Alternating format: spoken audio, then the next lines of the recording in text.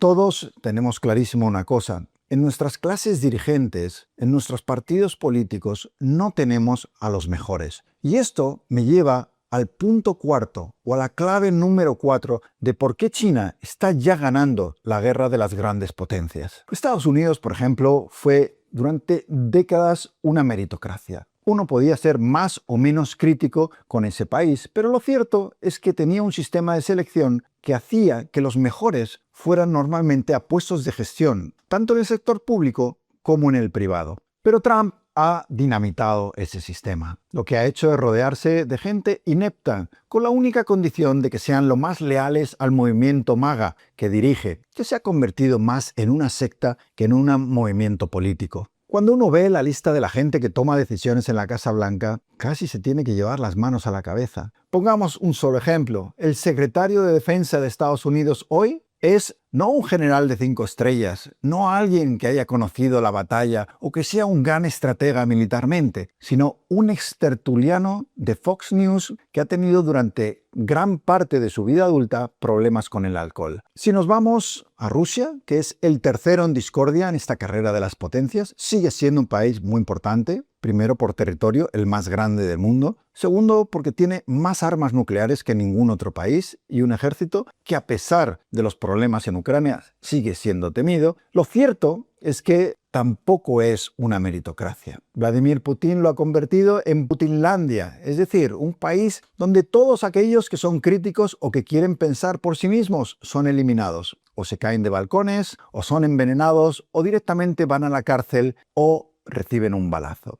Eso ha hecho que el líder ruso se rodee solo de gente que le dice sí a todo, que es probablemente lo peor que puede hacer un líder en cualquier posición. No tener gente que le diga las cosas a la cara. Y en cuanto a Europa, bueno, ahí tenemos el ejemplo español, donde es raro encontrar a alguien en un puesto de responsabilidad, en una empresa pública, en un ministerio, en una secretaría, que realmente sepa del tema que está tratando. Comparemos esto con lo que ocurre en China. China, por supuesto, es una dictadura. Hay un único partido, el Partido Comunista. Y sin embargo, a pesar de ser un régimen autoritario, han conseguido crear un sistema muy meritocrático. Esto entiendo que os sorprenderá a muchos de vosotros y os voy a explicar cómo funciona. Deng Xiaoping, el líder chino que lanzó las reformas y la apertura económica en China en los años 90 y luego consiguió iniciar el milagro económico del país, decidió en los principios de su mandato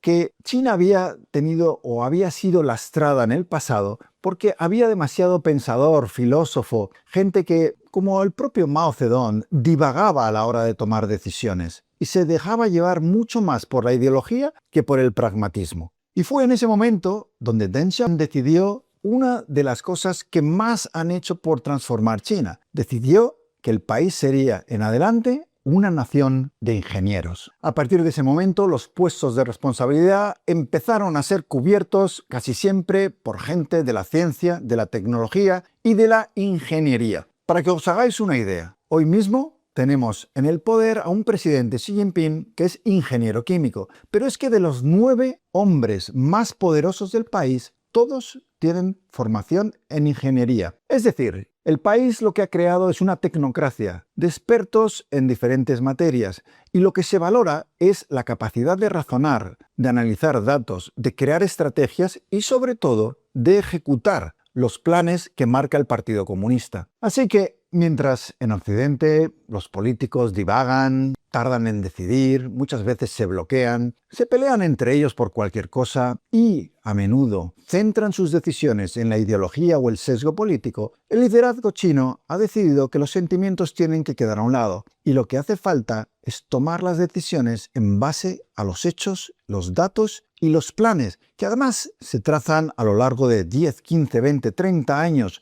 y se ejecutan sin que nadie pueda ponerlos en cuestión. El sistema meritocrático chino empieza con esos pequeños cargos administrativos que luego se van gestionando a través de la experiencia y esas personas tienen que demostrar haber tenido resultados en la gestión, tener la experiencia suficiente, tener la formación en aquello que están gestionando antes de ir subiendo en la escalera dentro del Partido Comunista y del gobierno chino. Esa competencia brutal que existe en la administración se traslada también al sistema educativo, a las empresas, a las instituciones. Pensad que en China, cuando uno tiene que aspirar a un puesto, siempre compite con millones de personas. La selectividad misma. A veces hay decenas de millones de candidatos. ¿Quieres acceder a las mejores universidades? Siempre vas a tener a miles, decenas de miles de competidores. ¿Montas una empresa? Sabes que va a haber cientos de competidores. Toda esa competencia tan brutal hace que al final solo sobrevivan los mejores y fuerzan a los chinos a intentar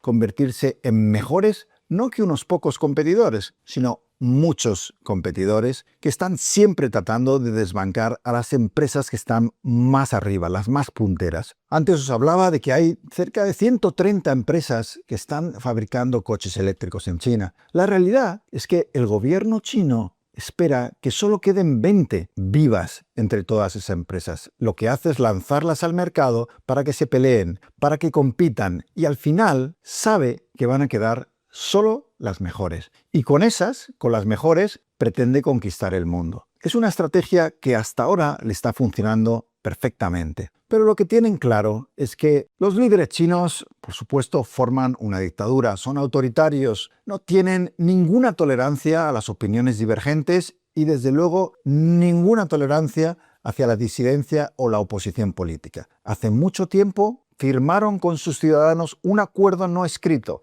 por el cual dejarían que se hicieran ricos o que prosperaran a cambio de que ellos no discutieran el monopolio que el Partido Comunista tiene sobre el poder político. La diferencia es que mientras la mayoría de las dictaduras están gobernadas por sátrapas que no tienen ninguna preparación, que colocan al frente de los gobiernos a sus sobrinos, a sus amigos, a gente corrupta que lo único que hace es robar, en el caso del régimen chino son una dictadura, por supuesto, pero una dictadura profesional que tiene como objetivo final mantener ese acuerdo con sus ciudadanos, porque saben que el día que no lo cumplan, el día que no consigan que la vida de sus ciudadanos mejoren, probablemente saldrán a la calle a exigir su parte del pacto.